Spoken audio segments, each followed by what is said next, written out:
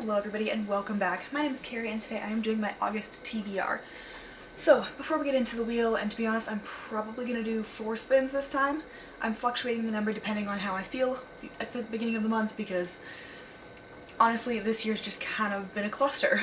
But at any rate, before we get into those, here's some of the books that I need to / want to read. So the first one is The Life-Changing Magic of Not Giving a Fuck by Sarah Knight.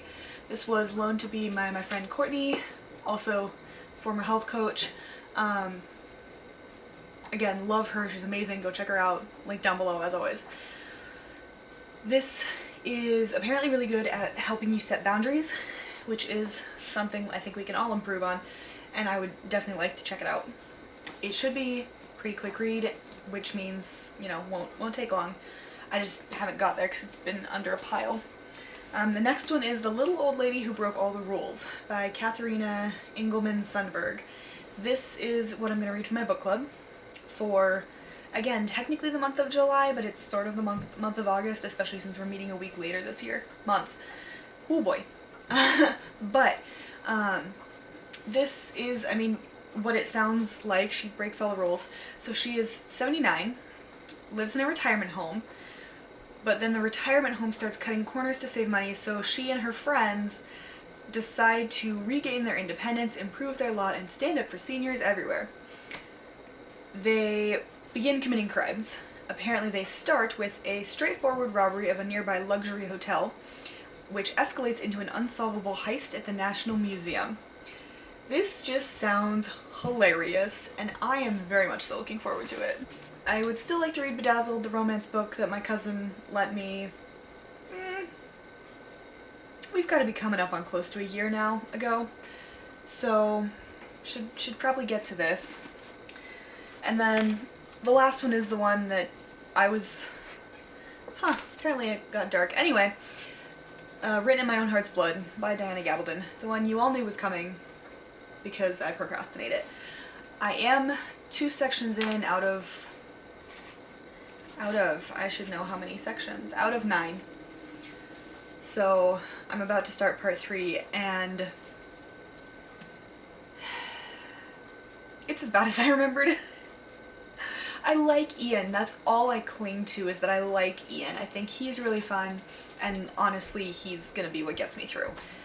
Because it's very stressful, and I can't stand Claire, and I don't love Roger, haven't since the beginning, and he's not my favorite. So we'll see how this goes, but I do have to finish it this month because Erica and our friend want it done before school starts, which up in Minnesota generally tends to be around Labor Day. Most state schools, I think, are after Labor Day. Some of them might start a week before, but at any rate, this one. So, now that we've got those out of the way, let's get to the wheel. Like I said, 4 spins, same rules as far as doubles apply, same color, all that kind of stuff. Let's see. Spin 1.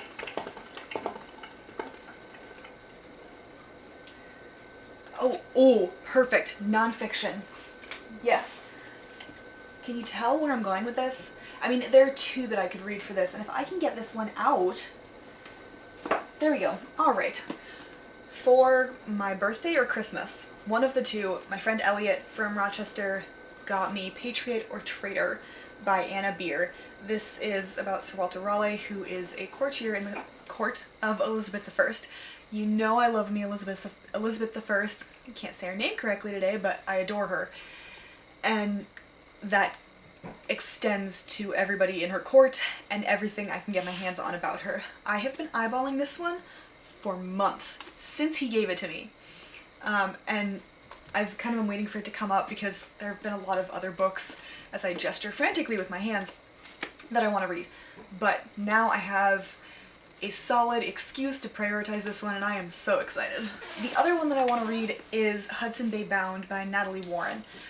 This one you'll also see in my haul, and I'll explain that more, but she, with her partner, was one of the first women to canoe from Minneapolis to Hudson Bay up in Canada.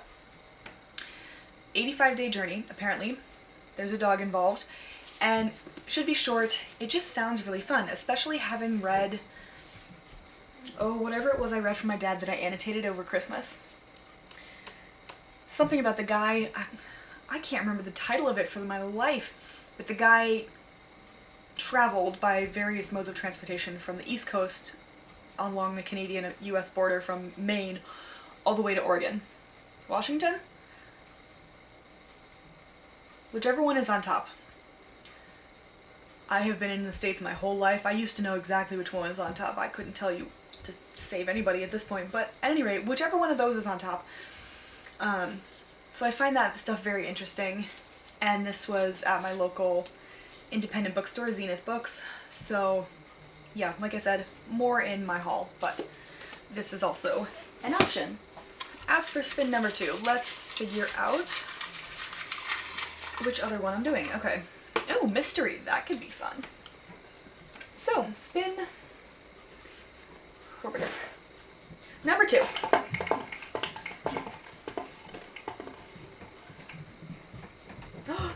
This is an exciting month. Elizabeth I. She finally came up. Alright, let's see. What do I want to read about Elizabeth? Oh my goodness. Do you have any idea how many books I have about Elizabeth I? Because I would just like to clarify on that point that I have so many books about her, it's not even funny. I mean, it's glorious to me. Oh, I could read those, but those aren't the best books about her, actually. Very slow. Ooh. Ooh, no, I've read that one. I've read that one. Nope, nope, nope, nope, nope, nope, nope, nope. Point of this is to read new books. Alright, so, I could, oh, I don't think my back is supposed to crack like that. I could read In Less Than Kind by Mercedes Lackey and Robert Galis, which is the 4th in the, I don't know, it's a quartet about Elizabeth, but it's got fae and fairies in it, who are politicking and playing games the entire time. I have read the first 3, vastly out of order, as in 3, 2, 1. So I'm reading it backwards, but I have read the other 3, so I could read this one, and I might try. This is the problem when I go to read Elizabeth I stuff. I can relate a lot of stuff back to her, and 2, I have a lot of books. So, option number 2 is The Children of Henry VIII, because I have read The 6 Wives of Henry VIII, and this one obviously talks about the kids, and then is kind of the next in progression before you get to The Life of Elizabeth I by Alison Weir. I have read The Life of. This kind of stuff I can read out of order all I like because I know the basics, and probably more than the basics, but we're not going there. So, could read this one, which I might do because it's nice and short, or I could read Elizabeth of York by Alison Weir. Elizabeth of York would be Elizabeth I's grandmother on her father's side. Obviously, I'm guessing she didn't really talk to her grandfather on her grandmother on her father's side. Mother's side. Oh, too many relatives. Anyway, Elizabeth of York, paternal grandfather, mother. Spent far too much time with people. So, beyond knowing that Elizabeth of York is the daughter of Elizabeth Woodville, right? Daughter of, granddaughter of. She's related to the Woodvilles, and I'm pretty sure she's the daughter of Elizabeth Woodville, who was married to Edward the Fourth? Nope, Edward the Fifth. I don't know, I get a little bit meh about all of the numbers in their names. But she's married to Henry VII, and really that's the relevant part, because that means that she's the mother of Henry VIII, and who is the father of Elizabeth, and that's all I care about. So I could also read this one, and maybe I will actually figure out what I'm doing in terms of relations, because if they didn't keep marrying their cousins, this would be a lot easier. To be fair, Victoria was notorious for that more so than the Tudors. The next one is Big Book. Oh boy. Oh, and I've hit pink and orange so far. 3. I did actually see this spin off this time. Ah, fuck. Alright. So I'm doing 5 spins because it landed on pink, which is mystery. So, my mysteries are all over here. I think I am going... That's a Civil War one, and while that could be fun, I think I'm going to go with this one. This is a more modern take. It's called Real Tigers by Mick Herron. London, Slough House is the MI5 branch where disgraced operatives are reassigned after they've messed up too badly to be trusted with real intelligence work.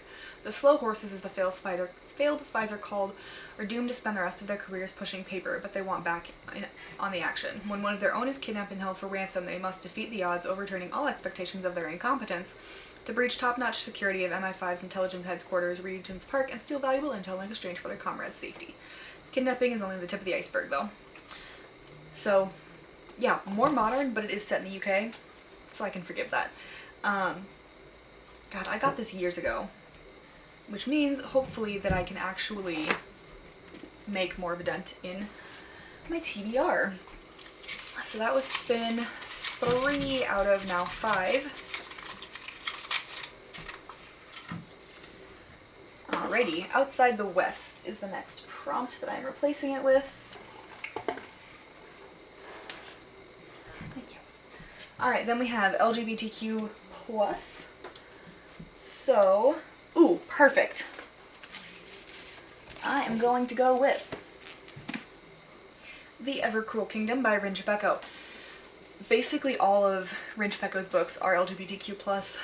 In the first one, this is the second in a duology based in a world where one half of the planet is icy cold, one half of the planet is burning hot. Humans live on the middle little strip in between, and there are 2 goddesses who have daughters and they rule, and there's a lot of politics. It's very good. I'm trying to simplify the explanation, hence the reason I'm not letting myself get super excited, because then I'll get really into it and I don't want to spoil. But basically, these books are amazing and they're lovely. Or book, because I've only read the one. But there is LGBTQ+ rep in this. Love it. Love anything Rin Chapeko does. They're amazing. So, we're gonna continue this. Now, that was spin 4. So, let us hope and pray that it goes to the other side of the translated. Oh, this is going to be a little bit tougher because I now have to remember which ones are translated. To be fair, I could read a classic. Weight the damn thing properly. There we go. Alright. Ooh, cousin pick. Alright. Please hold. Alright, so my cousin Erica's here. She's gonna pick a book. This is Erica. Yep. She's one of the ones who was in the window a while ago. Yes. I'm gonna find something pretty. But Pretty is good. if you've already read it, I'll tell you. you have to tell me. Yep. Okay. Okay. Nope. Explain drawing. I will move. Thank you. I'm gonna pick a book that's not in Kari's collection that she has to read and tell me if it's good. Oh crap, what are you doing to me? I'm sure she's cheating. Although I didn't tell her she couldn't. Alright, what am I reading? Okay, so I have a book that I picked up at Barnes & Noble a while ago and haven't had a chance to read it yet. So Kari's going to read it for me and let me know what she thinks. Oh, this one! Alright, so Erica has chosen The Downstairs Girl by Stacey Lee, which I'm pretty sure I've looked at multiple times and just never got it. It's historical fiction. You're welcome. Okay, thank you! Bye-bye. Alright, so Atlanta, 1890. By day, 17-year-old Jo Kwan works as a lady's maid for the cruel daughter of one of the wealthiest men in Atlanta. By night, she moonlights as the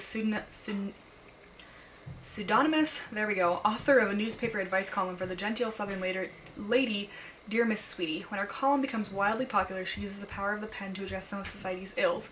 But she's not prepared for the backlash that follows when her column challenges fixed ideas about race and gender. While her opponents clamor to uncover the secret identity of Miss Sweetie, a mysterious letter sets Jo off on a search for her own past and the parents who abandoned her as a baby. But when her efforts put her in the crosshairs of Atlanta's most notorious criminal, Jo must decide whether she, a girl used to living in the shadows, is ready to step into the light. I am 100% sure I have looked at this multiple times because this is a really pretty cover. And I remember Erica buying this distinctly. Oh, perfect. So there you go. There's cousin pick. Now,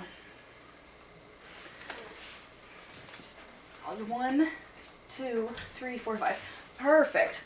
So we will just decide what prompt we are replacing that with. Oh boy, that one's a pain. Birth yearbook. I remember doing that. It ended with me reading Truman. Oh boy.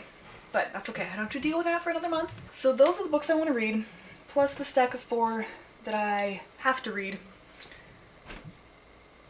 So 9 books. 9 books that I should read in a month. I can do 9 books. Now, if I read all of the books that I have here, that's different. But 9 books that I actually should read or need to read, I can do that. If you have read any of these books, have a comment about them, whatever, let me know down in the comments below, and I will see you in my next video. Bye!